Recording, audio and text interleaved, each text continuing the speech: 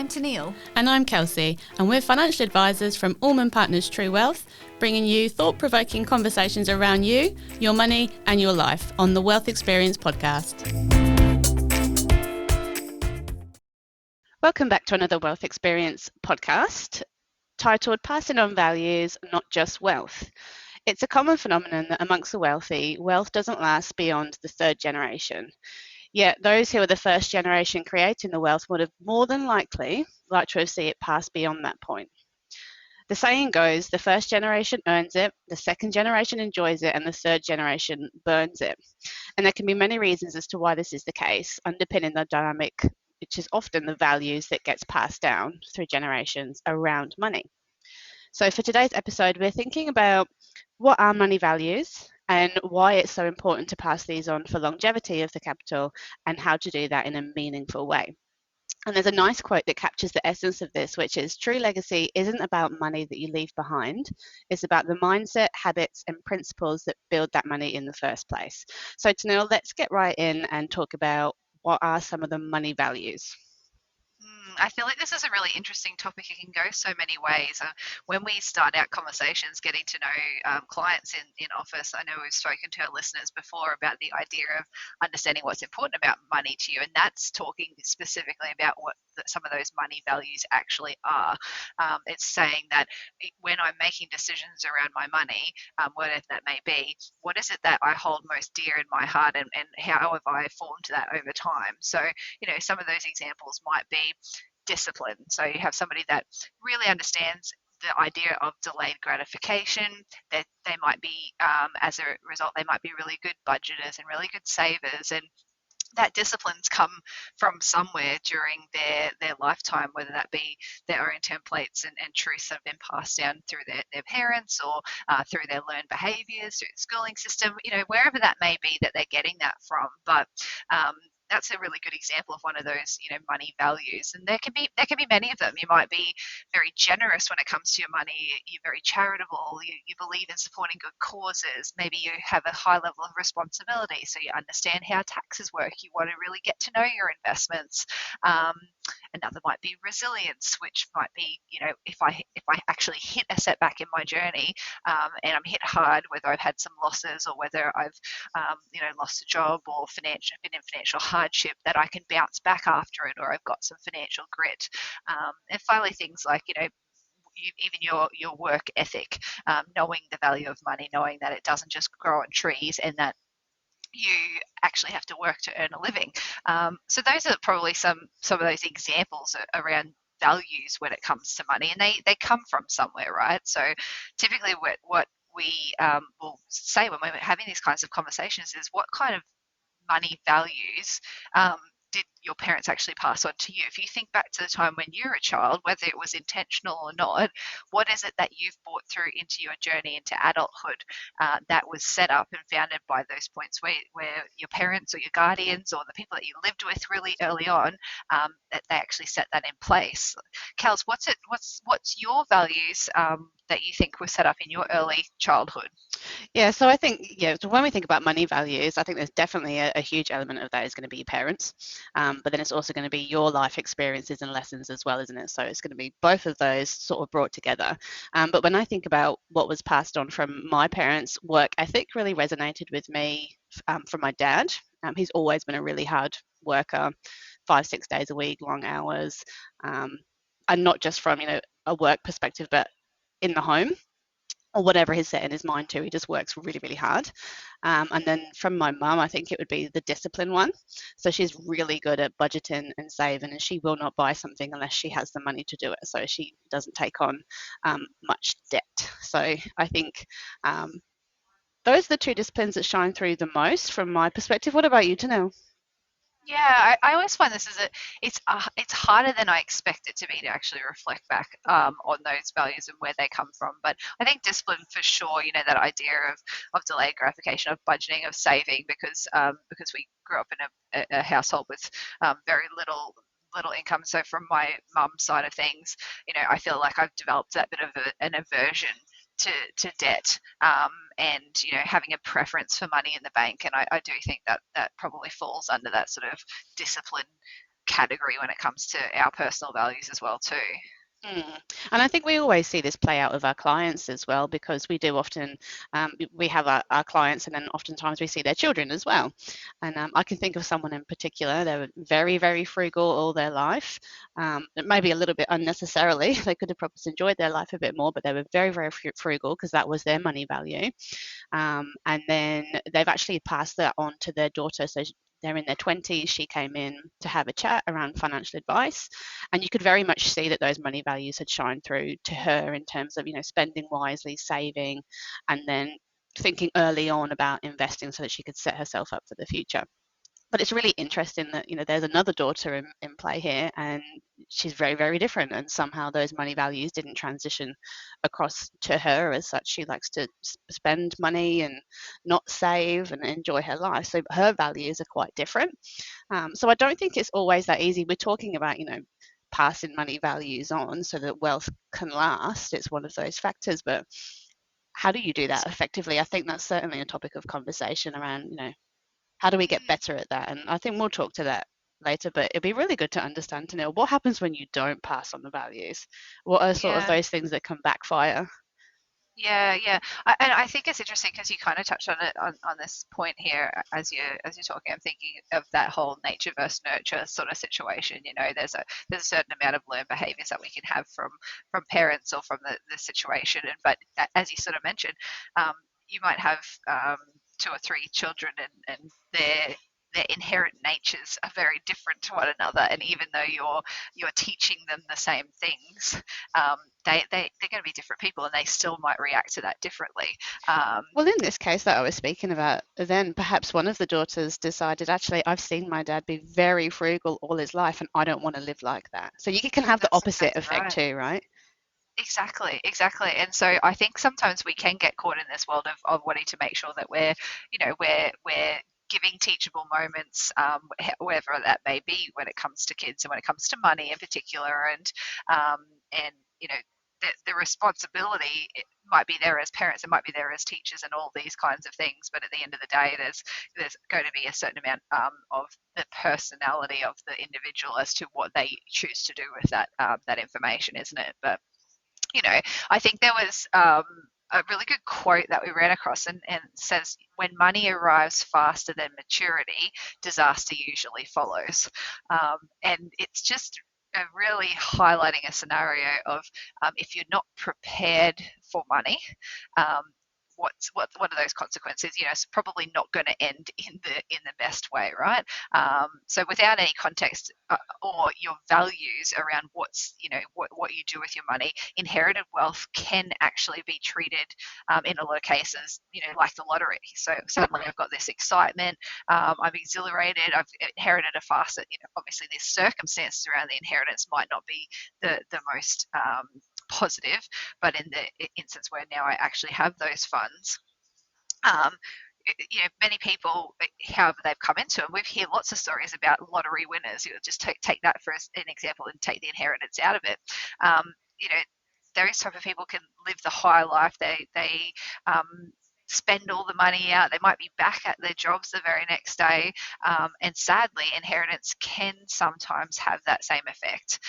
There's things that you can do as an earner or a spender that can help, of course. Firstly, always, getting a good financial advisor who can provide context around how long your money will last if you spend X, Y, and Z, and having savvy ways of keeping and growing wealth. And second, speaking to, some of those other specialists like solicitors to structure, in your estate planning for the person that's passing along those funds, ways that you can set provisions around how your beneficiaries actually inherit that wealth, whether it's capital, whether it's income. So it's not just treated like this big lottery when I've got this big sum of money, and now I'm going to go out there and do all the things that I couldn't do yesterday. I'm sure you've seen cases like that, Kels, where you've had clients that have wanted to create some provision around how they actually pass those sums along to the next generation. Yeah, absolutely. I think that people that are conscious of money and how much is potentially going to be inherited, and I think it's really good that we're able to give our clients some understanding of what that could be in their lifetimes, and get them thinking about passing it on before it's inherited via the estate, for instance. But um, I think it leads to another point there around how that can lead to rivalry amongst siblings when Oh, of money course. just lands on people as part of an inheritance and there has been no prior one understanding of how much wealth is there between the families, two conversations around, well, you know, who wants to receive what, because it may not just be in the form of money. People could be passing on farms, land, etc., whatever that may be. And one sibling might want it, and one sibling may not. And I think it's really good to have those conversations ahead of time. But unfortunately, it's quite scary how often there can be issues with siblings when they suddenly inherit money and they're not prepared for it, and there's no values or conversations That's around right. it. And it can be as simple as, um, before mum or dad passed away, I was the sibling or the person in the family that was providing more, in my eyes, more care arrangements or more financial support, going and helping with groceries and those kinds of things, medical bills, etc. Or so it can also be this idea around what it means. For the family or for the close members, in terms of the support that they may have provided, and sometimes people can feel like there's an unequal amount uh, provided for in the estate proceeds, because of that reason. So it can be that the siblings getting along quite well before the event, and then afterwards, unfortunately, money can bring out the best and the worst in people, because it does, it can hit close to home, and people's values around money, even siblings, like we spoke about earlier, even siblings' values around money may be different, even though they grew up maybe in the same household. So it is common, and it is one that we suggest that it's really worthwhile trying to remove as much of the emotion out of it as possible by having at least well-structured documents, so that you can get around the table and start talking about what's going on for each of you and how you're feeling, and all of that kind of thing, and not have to be fighting and squabbling over what the documents may or may not say. Yeah, that's exactly right. And I guess that brings it to another point if we're talking about the emotional part behind suddenly receiving money. Some people can feel quite overwhelmed by that, and it's quite guilt inducing for people, and they may think that they don't deserve it, and that can cause them to either just want to give the money away, and then perhaps they're sort of over giving through all the people that suddenly land on their doorstep and want a piece of the pie, because that does happen, and not then thinking about themselves in terms of how can they protect the longevity for them as well. But they could also then feel like they don't want to seek the financial support because they don't deserve the capital, so they don't deserve to manage it well. That certainly has a part to play. And the other thing to that, just back to the lottery winning point, oftentimes we do see that if there's no thought around and some planning around how much can I actually spend each year, and it's therefore spent quite quickly without thinking about the sustainability of your assets, then you haven't sort of got an idea of what you can and can't do.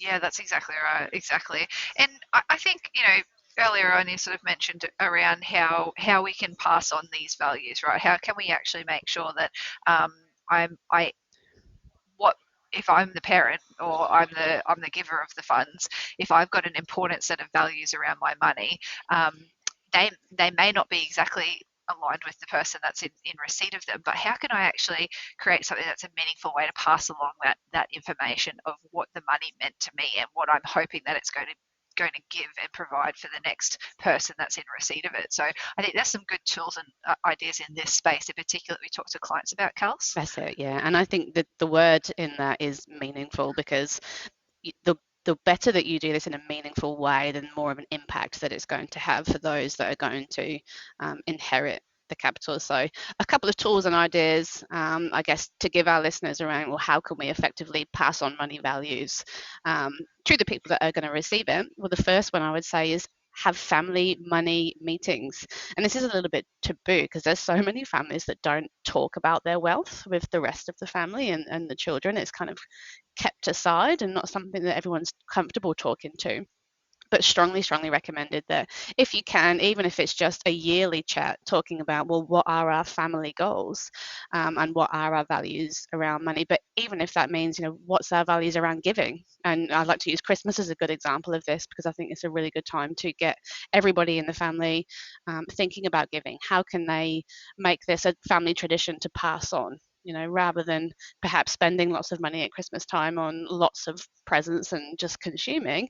How do you create that family tradition of giving in that space and really involve the children early on, then in philanthropy? Perhaps you might let them pick a charity to support so they can actually be involved in the process rather than having it kind of thrust upon them. It's actually something that they can be a part of and enjoy doing. And maybe Americans do this a little bit better than us in terms of, Thanksgiving, because they sit around the table and they have Yeah. these kinds of conversations, right? What am I thankful for? And a lot of that leads back to the heart, the meaning behind it all. And, because as you mentioned, philanthropy and the giving, that can be a really strong value for one family and may not be as strong for the next one that comes along, and maybe their strength in their value set lies purely in family. So it lies in cohesive units and wanting to create togetherness and using money to achieve that function. And the next one along again may be about leaving something behind, so leaving a legacy for those that they haven't been able to touch the lives of. And there's so many different facets of it that I think you're absolutely right, is actually having those conversations, bringing it in to events and to any everyday situation that you have as a family can be a really great way, Kelsey, of doing that. And I think a good way to set the foundations of what the family money meetings are going to be and set some parameters around that, a really good way to start is to actually do a value staircase together, and we do it with our clients. It would be good exercise for you to do it with your family and ask those deeper questions. And it could be as simple as asking the question, what's important about money to you? There's a really good book by Bill Bachrach. We're familiar with it, but for our listeners, strongly recommend you can have a look at his content. There's a lot of stuff available online, but just that simple question of asking what's important about money to you, because it's not a question that you often ask yourself, and it's quite powerful. And then if you all understand each other in the room, you can make better decisions then as a family around what the family money values are. Yeah, and even though as a cohesive, so what you might end up finding is that there are threads of values that come through more strongly as a family unit, and then there'll be threads of values that you go, oh, I wouldn't have put that as one of my my strongest values, but it might be for my husband, it might be for my son, it might be for my grandmother, or it might, and that's fine. You don't have to have a group of individuals that all have the same values around money. It's just understanding what it means, what those values are for each individual, and then going as a unit, wherever this money's going to end up at different points in the future. What are those non-negotiables? What are the things that we would like to think, looking back through the generations, we can go, our family as a whole, or at whichever unit you're looking at this, because this might be in a different group, it might not just be a family group, that is important that we go, well, we stood true to the value set that we collectively agreed was the intention of why we're living our life the way we are, and why we're utilizing money the way that we do. Yeah, absolutely. And for some families, this really may not be an easy or comfortable or a conversation that's just that you're available to have, because I think if you're talking about a household of yourself, your partner, and the children, it might be easier to have family meetings and have those conversations. But if you're talking about passing on an inheritance to friends, extended family, etc., that's where the family money meetings can get quite challenging, I would think. But there's other ways that you can do it. So another, I guess, tool that you could use is actually something called an ethical will, which is effectively a legacy letter.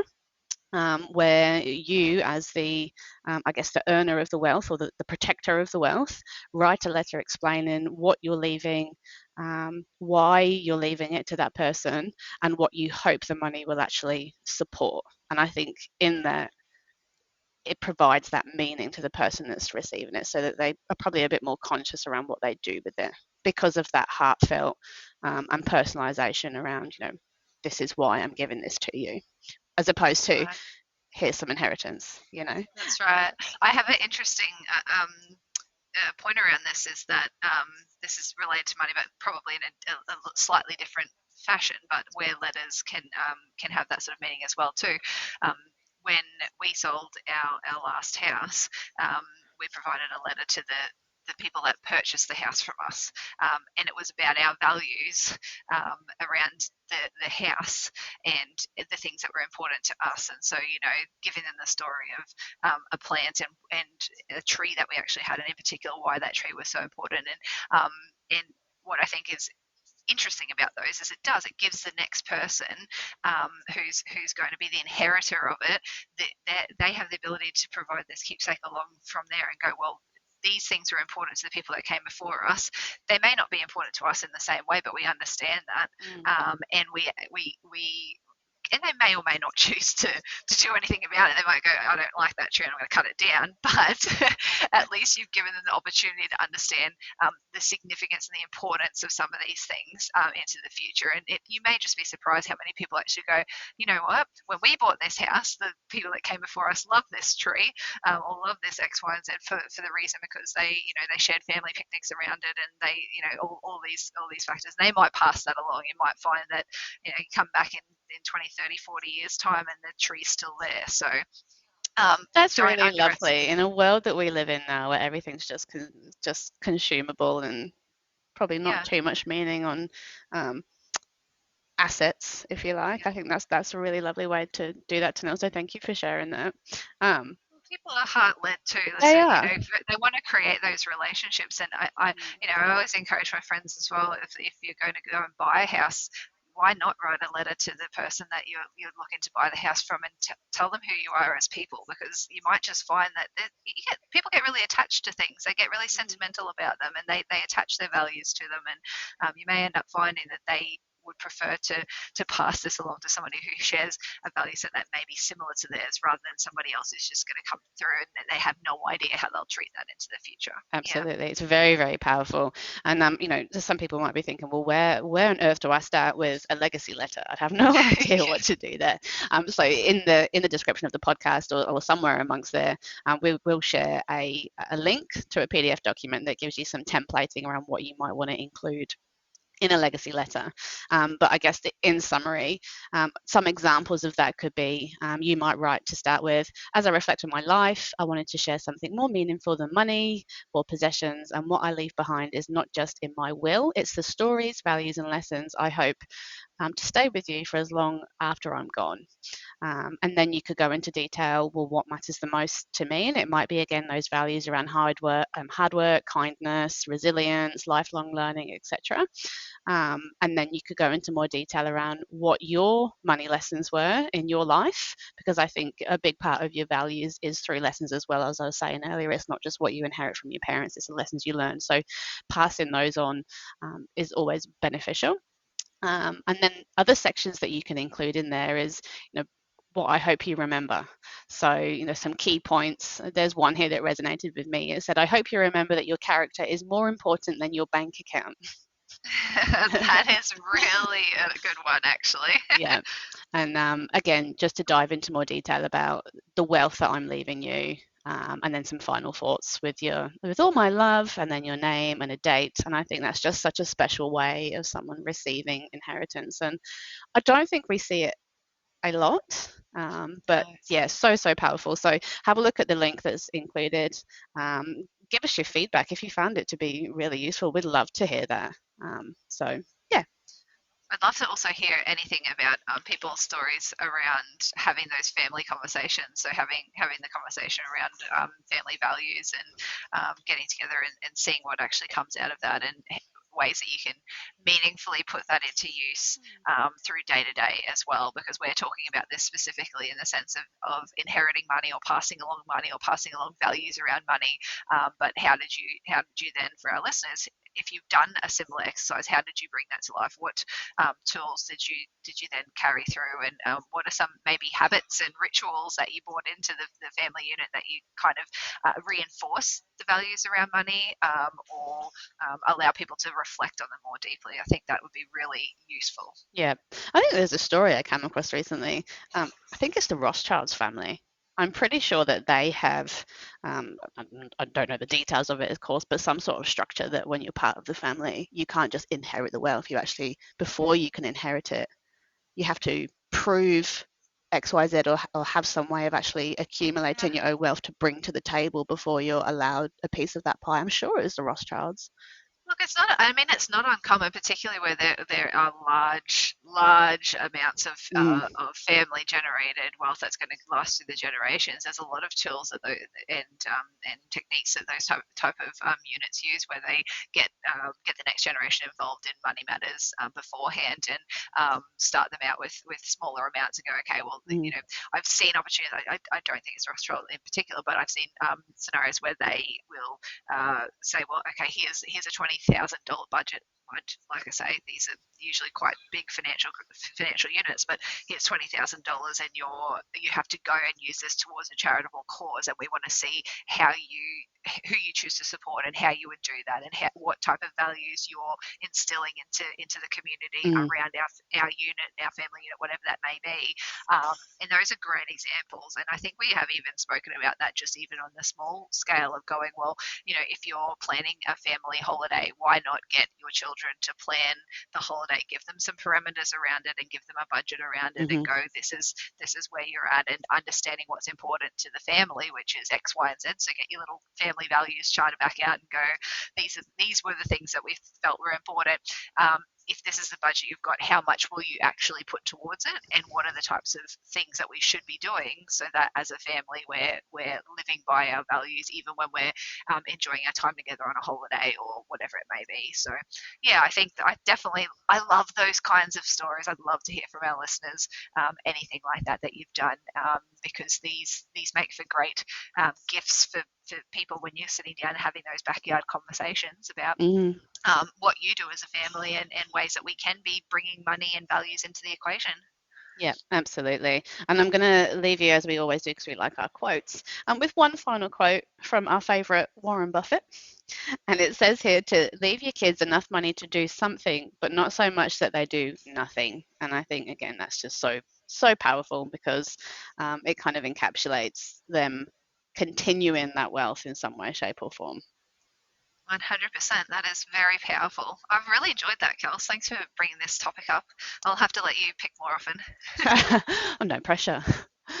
Well, hopefully our listeners have enjoyed it too. So as always, please make sure you give us your feedback, and subscribe, comment, and like our content.